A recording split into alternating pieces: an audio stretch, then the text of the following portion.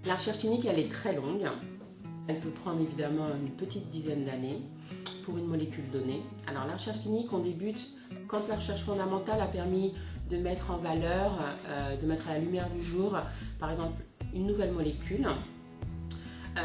Il faut d'abord évidemment tester cette molécule sur l'être humain. Donc la première étape, c'est ce qu'on appelle un essai clinique de phase 1 qui se passe pour la plupart du temps sur des volontaires sains, très souvent des hommes, pour des raisons évidentes où la femme peut être enceinte, va porter un enfant et qu'il peut être entre guillemets dangereux, en tout cas par précaution, on essaye de ne pas tester sur la femme des médicaments dont on ne connaît pas le retentissement. Le but de la phase 1 quand même, c'est d'avoir le profil de toxicité de cet éventuel médicament.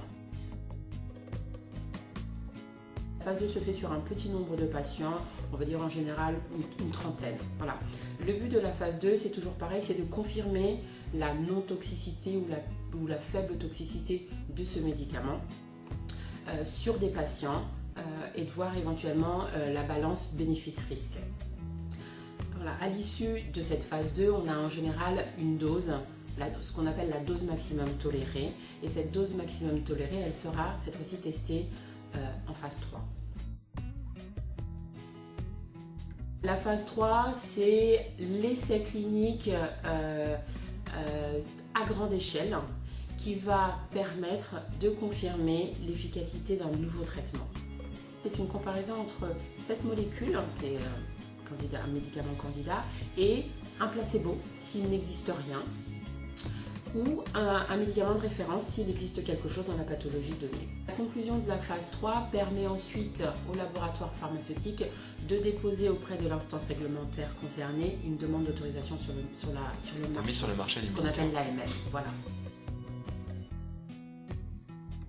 La phase 4, c'est ce qu'on appelle plutôt une phase marketing où on étudie le médicament dans la vie courante. Parce que lors d'un essai clinique, que ce soit un essai clinique de phase 2 ou 3, il y a des critères d'inclusion bien déterminés.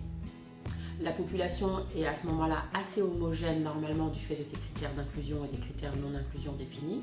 Mais ensuite, quand le médicament a obtenu son autorisation de mise sur le marché, ce médicament il est utilisé dans la vie courante. Et là, il y a des facteurs externes qu'on n'a pas forcément pu avoir dans le cadre d'un essai clinique. Et voilà, donc la phase 4, on étudie le médicament dans la vie courante.